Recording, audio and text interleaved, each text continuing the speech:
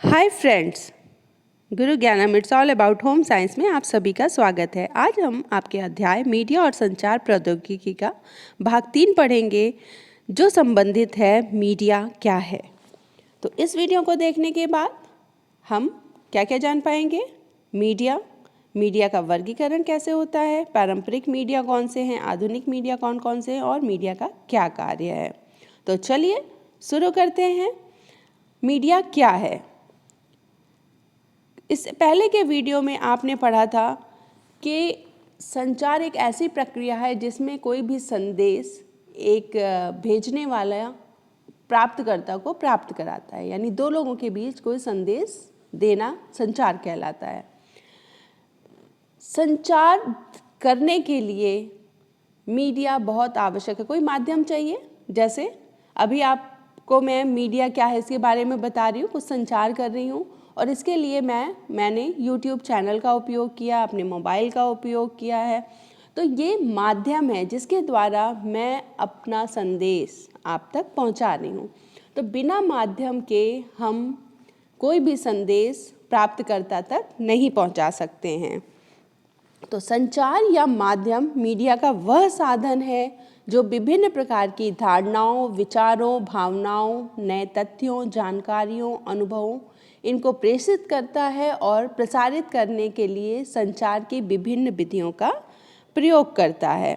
Media के उदाहरण क्या क्या है, जैसे कि समाचार पत्र, पत्रिकाएं, TV, radio, direct mail, telephone, fax, internet, ये सभी आप यहाँ देख पा रहे हैं, ये सभी मीडिया के उदाहरण हैं जिनके द्वारा हम संदेश दूसरों तक पहुँचाते हैं।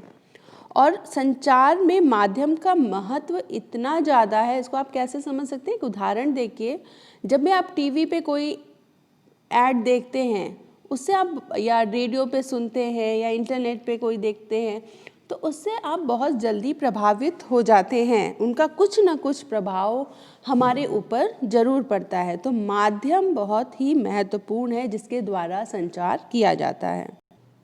विज्ञापन और कार्यक्रम जिसे हम टीवी पे देखते हैं, थिएटर या टीवी पे जो फिल्में देखते हैं, जो अखबार में समाचार पढ़ते हैं, जो आपके टीचर्स आपको कुछ पाठ पढ़ाते हैं, इस तरीके की जो भी चीज़ें होती हैं, किसी उपकरण को ख़राब होने पर आप उसकी शिकायत करते हो, उसके लिए आप इंटरनेट का उपयोग करते हो या टेलीफोन का उपयोग करते हो, इन सब में एक सामान्य बात है। वो क्या है?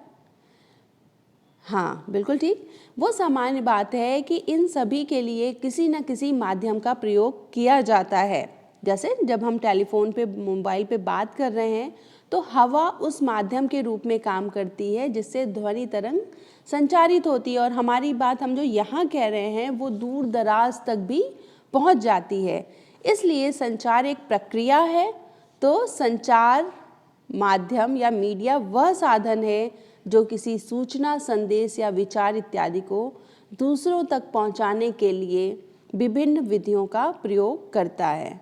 और आज के समय में जनसंचार माध्यमों में संचार के लिए आधुनिक प्रौद्योगिकी का बड़े पैमाने पर प्रयोग किया जा रहा है। बहुत से लोग ये सोचते हैं कि संचार माध्यम या मीडिया का अर्थ सिर्फ रेडियो और टेलीविज़न तक सीमित है, पर ऐसा नहीं है, कभी नहीं। सभी प्रकार के सैटेलाइट ट्रांसमिशन, कंप्यूटर, वायरलेस तकनीकी भी इसमें शामिल होते हैं। सिर्फ रेडियो और टेलीविज़न ही मीडिया का माध्यम, संचार का मीडिया नहीं है। ये सभी भी इसी श्रेणी में आते हैं और निरंतर प्रौद्योगिकी विकास हो रहा है जिसके अनुरूप संचार के माध्यमों में बहुत सारे परिवर्तन आ रहे हैं और उनका विकास हो रहा है। और प्रौद्योगिकी के विकास के कारण ही आज संचार प्रक्रिया के लिए मीडिया के रूप में असंख्य आधुनिक प्रौद्योगिकियां शामिल हैं। अब आइए हम देखते हैं मीडिया का वर्गीकरण क्या है और इसके कार्य क्या हैं। मीडिया दो प्रकार के हैं, इनका अगर हम विभाजन करते हैं, एक तो है पारंपरिक मीडिया और दूसरा है आधुनिक मीडिया। पारंपरिक मीडिया संचार माध्यम से यह तात्पर्य है कि ऐसे माध्यम जिनका प्रयोग पुरातन यानी प्राचीन समय से होता चला आ रहा है और इन्हें संचार के देसी माध्यम भी कहा जाता है और बहुत समय से उपयोग किया जा रहा है।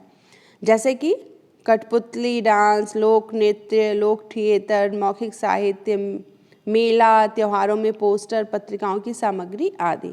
जबकि आधुनिक माध्यम उन माध्यमों को संदर्भित करता है जो प्रौद्योगिकी के विकास के कारण ही अस्तित्व में आए हैं और इन्हें संचार का डिजिटल माध्यम भी कहा जाता है, जैसे रेडियो, सैटेलाइट, टेलीविज़न, आधुनिक print media, projector, mobile, cable और वायरलेस प्रौद्योगिकी, फ़ोन, वीडियो इत्यादि। तो अब जानते हैं कि पारंपरिक या ट्रेडिशनल मीडिया क्या है। भारत की अधिकांश आबादी अभी भी हम जानते हैं कि ग्रामीण क्षेत्रों में रहती है, दूर दराज के क्षेत्रों में रहती है, और जहाँ विभिन्न धर्म, संप्रदाय और जाति के लोग रहते हैं जो अलग अलग भाषाएं बोलते हैं। ये क्षेत्र पूरी तरह से पारंपरिक मीडिया जैसे मेलों, रेडियो के प्रसारण आदि पर निर्भर करता है। इसके अलावा बहुत सारे पारंपरिक लोक मीडिया के उदाहरण हैं, जैसे मैंने अभी आपको बताया था, कठपुतली, लोक नृत्य, लोक रंगमंच, मौखिक साहित्य, मेला, त्योहार, अनुष्ठानों और प्रतीकों का प्रतीक, प्रिंट मीडिया जैसे चार्ट, पोस्टर, समाचार पत्र, ये सभी वहाँ पर संचार करने के लिए सबसे उपयुक्त एवं प्रभावी माध्यम हैं। और इसके अतिरिक्त बहुत कुछ लोकप्रिय उदाहरण है पारंपरिक मीडिया के, जैसे कि रंगमंच या नाटक जैसे जातरा बंगाल में, रामलीला और नौटंकी उत्तर प्रदेश, विदेशिया बिहार में, तमाशा महाराष्ट्र में, यशगान दशावतार कर्नाटक में, और या भवई यानी कि भवई गुजरात में। इसके अलावा विभिन्न मौखिक साहित्य सह संगीत के रूप में मूल रूप से लोक जनजाति गीत और नृत्य भी शामिल है, जैसे बाउल और भटियाली बंगाल में, इसना और दादरिया मध्य प्रदेश में, दुहा और गरबा गुजरात में, चकरी कश्मीर में, भांगड़ा और गिद्दा पंजाब में, कजरी चाली और आला उत्तर प्रदेश और बिहार में, पोवड़ा व लावनी महाराष्ट्र में, बिहू आसाम में, माड़, पणिहारी और चरनाम और भवल ये राजस्थान के में गाए जाने वाले लोकगीत हैं जिनके द्वारा संचार किया जाता है।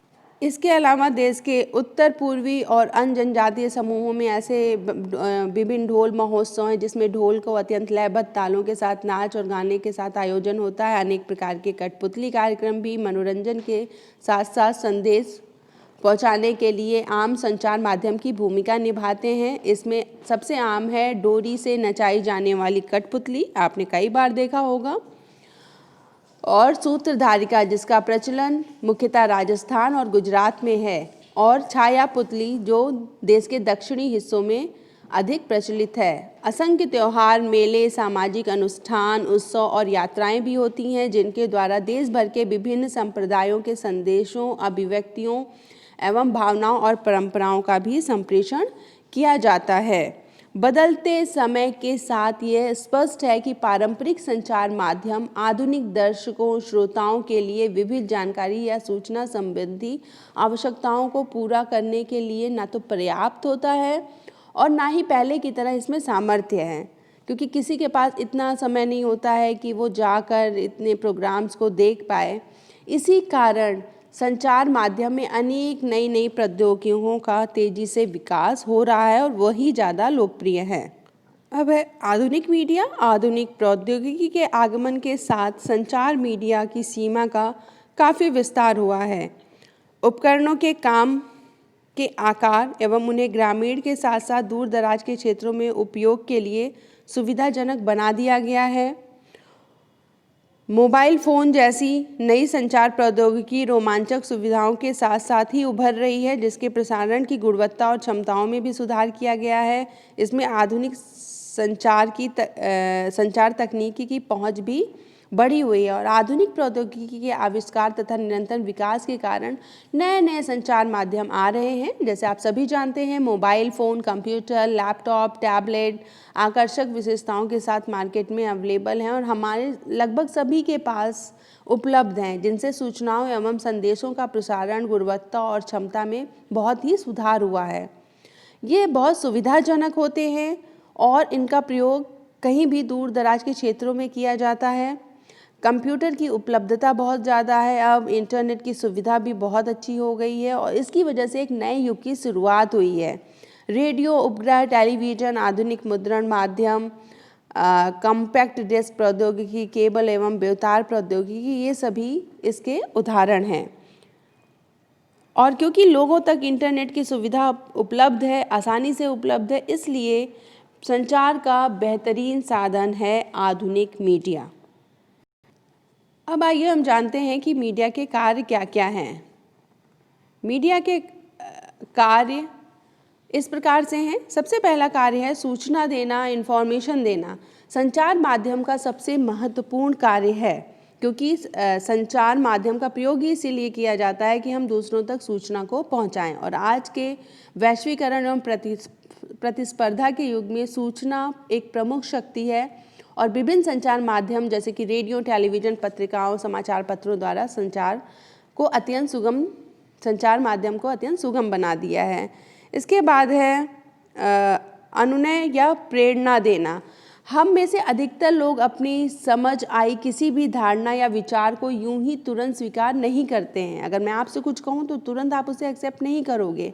यानी कि व्यक्ति अक्सर अच्छी तरह सोच विचार कर ही किसी धारणा या विचार का समर्पण या समर्थन करते हैं और किसी धारणा या विचार के प्रति लक्षित दर्शक, श्रोता या पाठक वर्ग की सहमति बहुत ही ज़रूरी है। इसके लिए हमें जो श्रोता है, जिन तक हमें सूचना पहुंचानी है, उनकी मनोदशा और सामाजिक सांस्कृतिक पृष्ठभूमि का ध्यान रहकर संचार माध्यमों का चयन करना चाहिए होता है और संदेश की रूपरेखा निर्धारित करनी होती है। तो इसलिए ये सहमत करने का भी कार्य करता है, प्रेरणा देने का भी कार्य करता है, मनोरंजन भी करता है।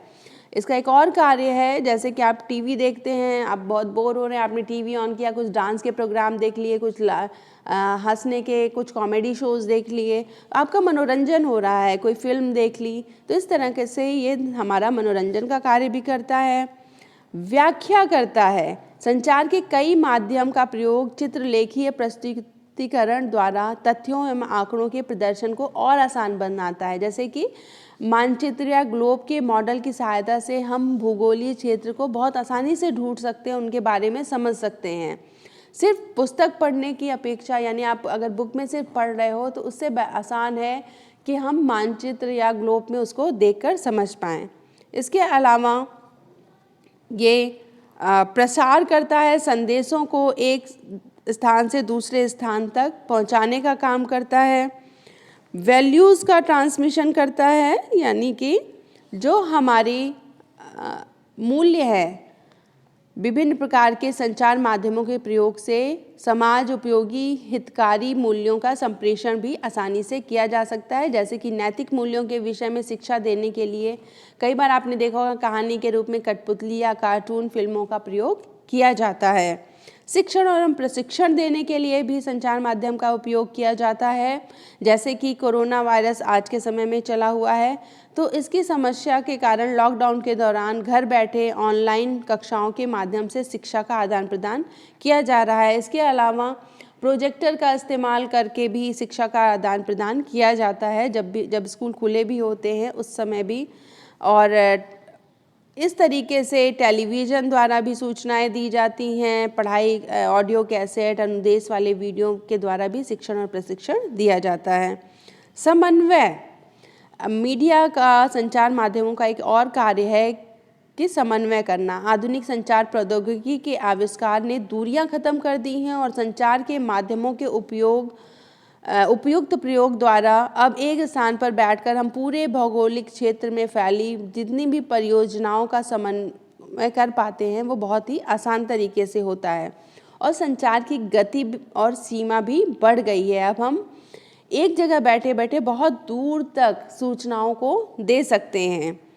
इसके अलावा व्यवहारगत परिवर्तन भी होता है। जितनी भी सरकारें तथा बहुत से संगठन अपने लक्षित समूहों और लोगों के लिए अनेक विकास संबंधी कार्यक्रम चलाते हैं। जैसे आप जानते ही हैं कि हमारे देश में स्वास्थ्य, साक्षरता, सशक्तिकरण, पर्यावरणीय मुद्दों पर बहुत से कार्यक्रम चल रहे हैं और ये कार्यक्रम तभी सफल हैं जब संचार कला और तकनीक ही अच्छी है, क्योंकि संचार माध्यम ही ऐसे सभी उपयोगी संदेशों को आसानी से संप्रेषित करते हैं, कम्युनिकेट करते हैं और प्रभावी ढंग से प्रसारित करने के लिए संदेशों की स्वीकार्यता बहुत ज़रूरी है और वो लक्षित समूह तक पहुँचे, इसके लिए उचित माध्यम का प्रयोग बहुत ही आवश्यक होता है।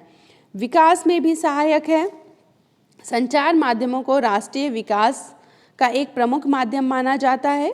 संचार साधन विभिन्न क्षेत्रों में संबंधित विशेषज्ञों और सामान्य लोगों को एक दूसरे के पास लाता है, जिससे सामान्य लोग आपस में अपनी समस्याओं को समझ सकते हैं, अपेक्षाओं को एक दूसरे से डिस्कस कर पाते हैं। तो ये कहना बिल्कुल ही गलत नहीं है कि संचार माध्यम का विकास प्रक्रिया में महत्वपूर्ण स्थान है। संचार माध्यमों के कारण ही विकास की गति और तीव्र हुई है और विभिन्न पृष्ठभूमि से आने वाले लोग एक दूसरे के निकट आकर पूरे विश्व को संचार माध्यम के द्वारा हम जुड़ा हुआ पा रहे हैं।